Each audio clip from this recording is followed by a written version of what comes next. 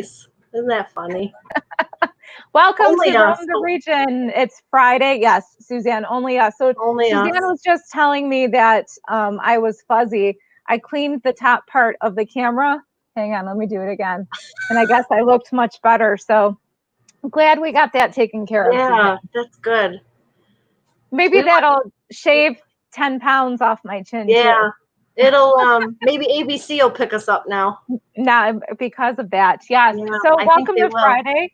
Welcome to Friday. We made it to Friday. Do you have any big plans over the weekend? It's your birthday weekend. Well, it's my birthday weekend, so I'm kind of excited for the weekend. Tomorrow I'm going to dinner with my sister and a couple friends to Casa Antica.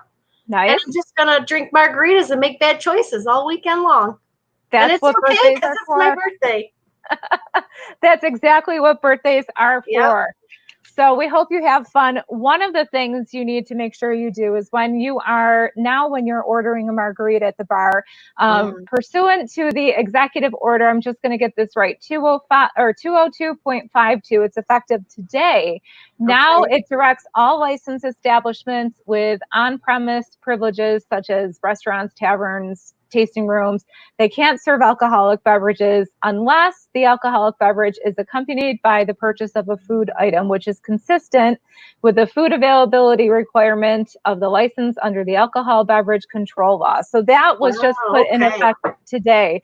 So I know many of our members have come up with some new bar menus, from chips to fries to you name it. They've been very creative and getting some great snack-sized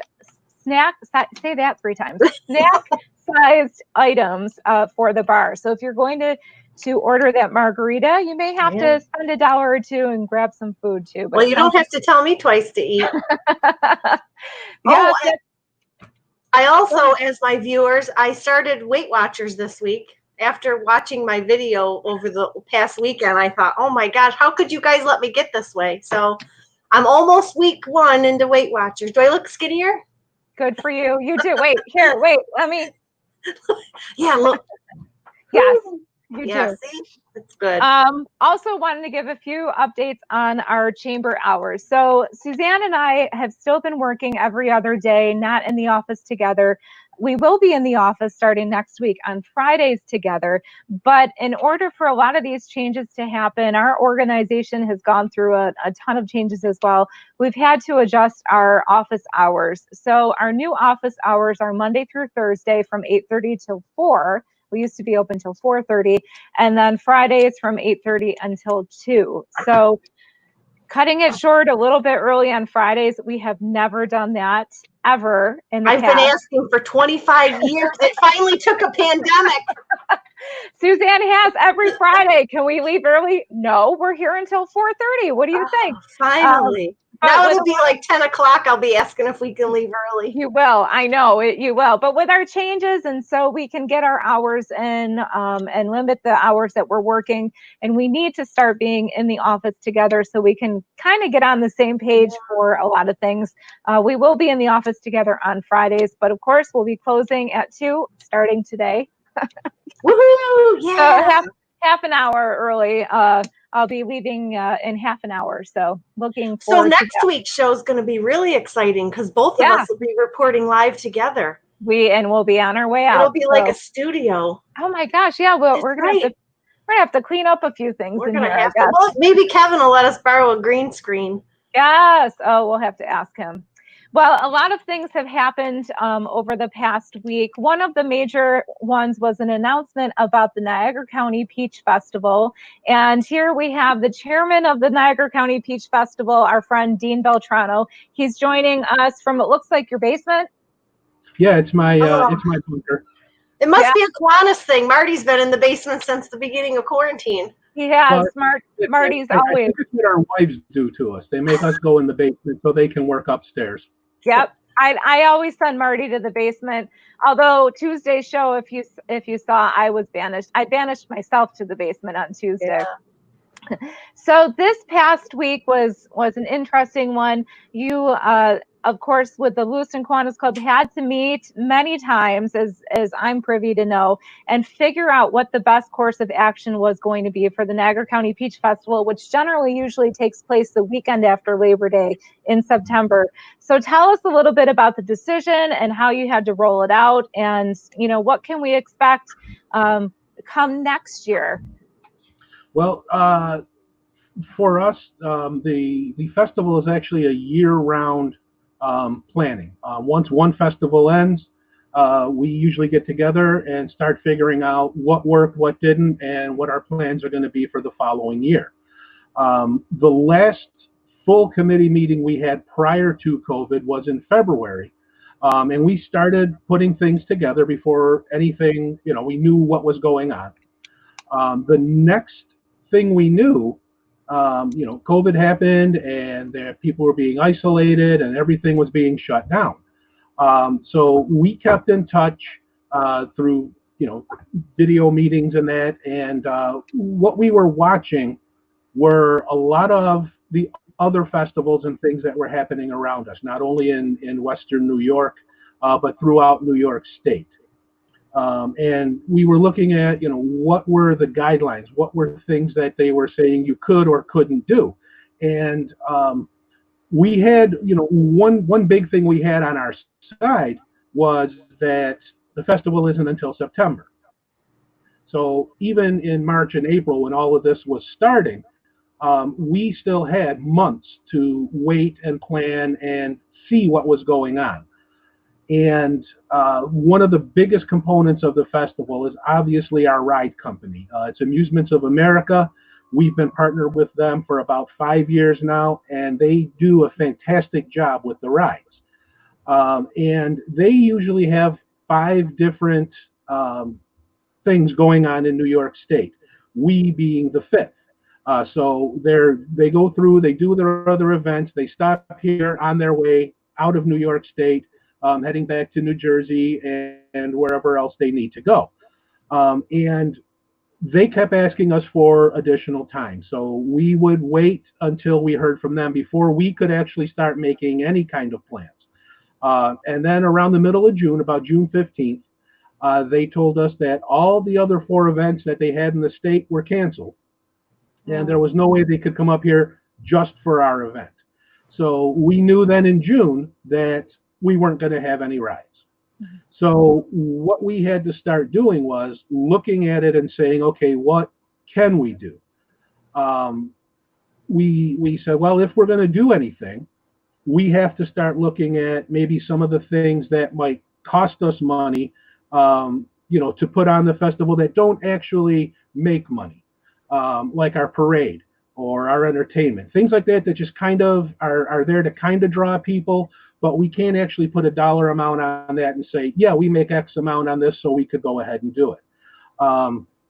So we started looking at it, okay, let's just cancel a couple things and maybe make it a smaller event. Another thing that we looked at, and thank you, Jennifer, for reaching out to the Peach Queen.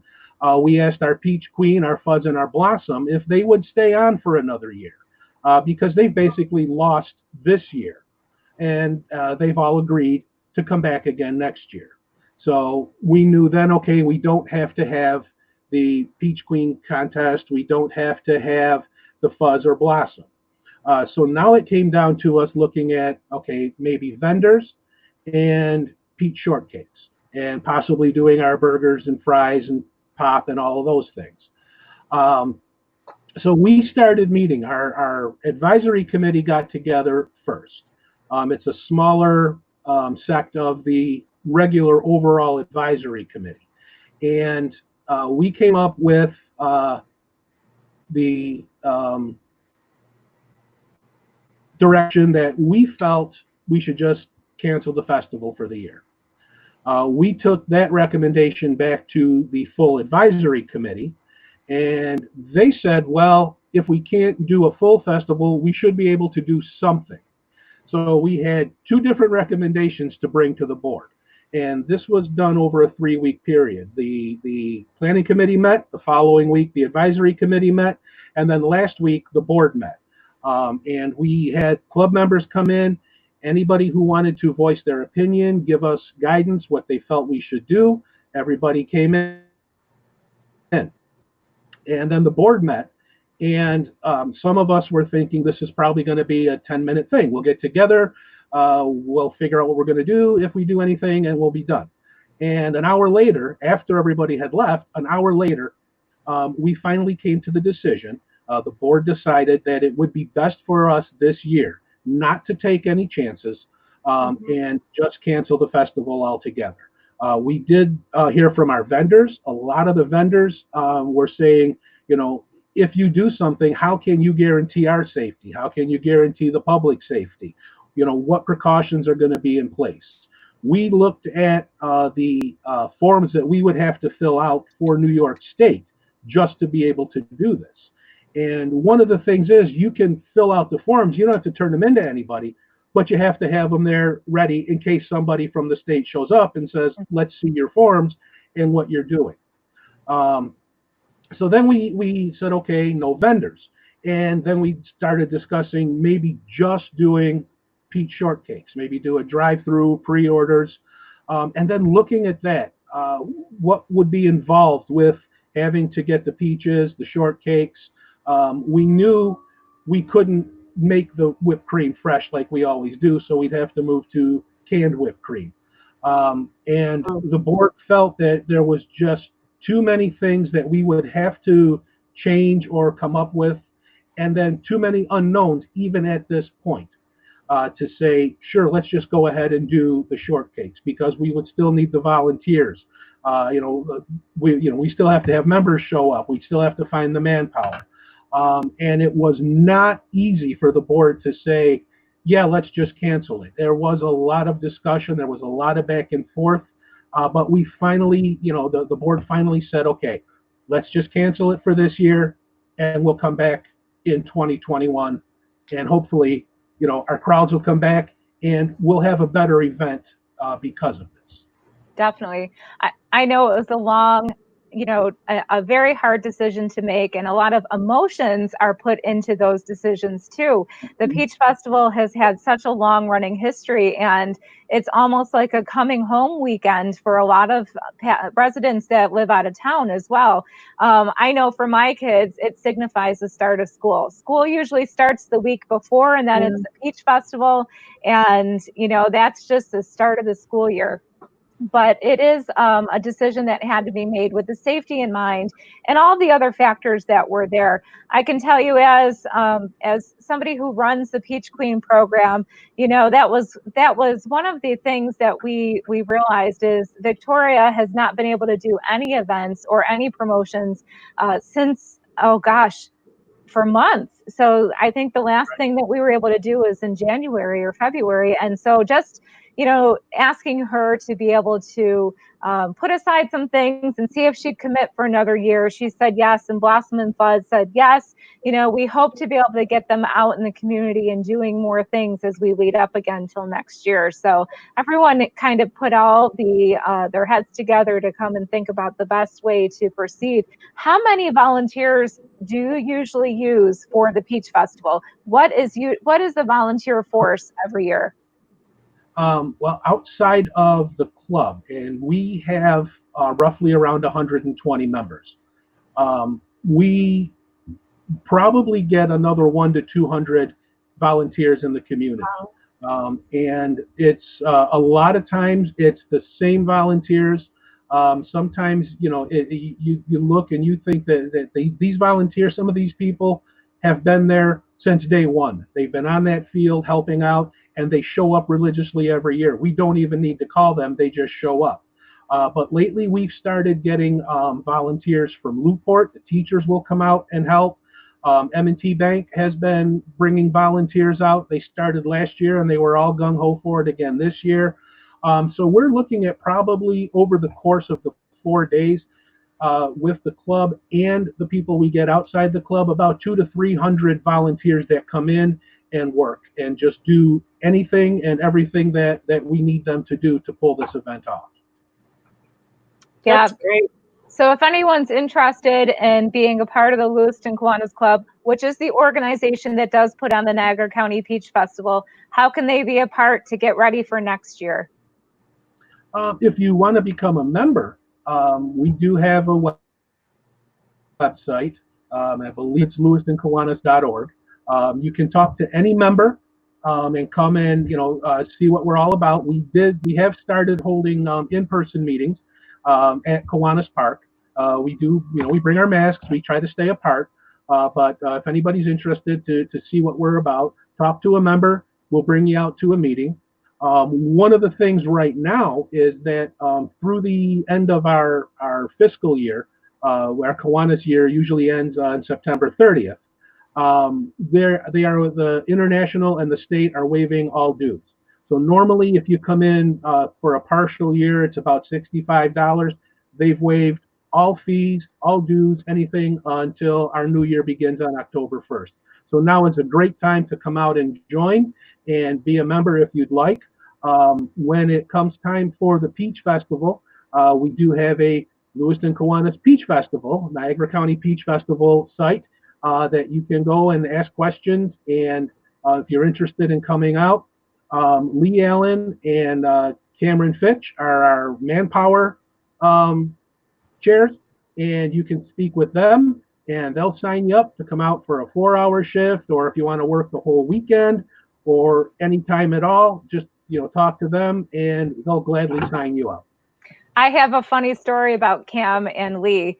Last year they had their, I think it was their official listing of manpower volunteers. They pretty much had it rolled up like this, wrinkled up, stuffed in their back pocket, and they'd bring it out and it was all wrinkled. I said, you guys do not look official in any capacity whatsoever.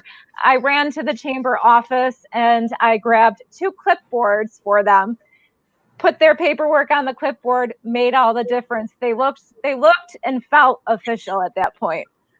Yeah, we heard a lot about the clipboards. They absolutely love having the clipboard. Of course they did. So if you want to feel in charge, just come to me. I'll get you a clipboard. And but there's plenty of room for opportunity for volunteers for next year. There's a whole nother year. It's great because you have more than a year now to prepare for 2021. And I'm sure some of these safety precautions will have to be taken into consideration for next year as well. I think a lot of us as event planners, we see the festivals different and events different now that we have to deal with social distancing and hand sanitizer and masks and things of that nature. And I know Suzanne and I realize that this isn't going away anytime soon. We are going to have to look at the way we do events next year as well. So having time on your side is definitely going to help to prepare for 2021, make it a bigger, better festival. And we look forward to that in September of 2021. I know our organization's going through the same thing. We're trying to figure out a way to safely do our Harvest and Hops Festival end of September. We have a couple more weeks until we have to make that final decision, but Lewiston's going through a little bit of a change this year, not having these major events. So unfortunately, the streets will be bare that Peach Festival weekend, but we look forward to 2021. So thank you, Dean, for joining us. Sorry you banished yourself to the basement. Marty just wanted to know. He said, "Does Cam and Lee ever look official?" Well, they did with the clipboards.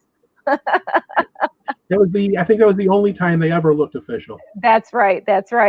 Well, we're thankful everyone was able to join us today. We had a little rough start. Suzanne and I, we haven't been in the office together, so we never know. Yeah, so when this thing starts, we're not with it. But next on Friday, we are going to be together. We're going to have to figure it out. We're going to have to be a little bit more professional next Friday, Suzanne. I think Streamline Digital wants to help us. Yes. All right. Well, thank you, Dean, for joining us today on our Roam the Region show. We hope everyone has a great weekend and join us again on Tuesday at 1:30. And we'll see you then.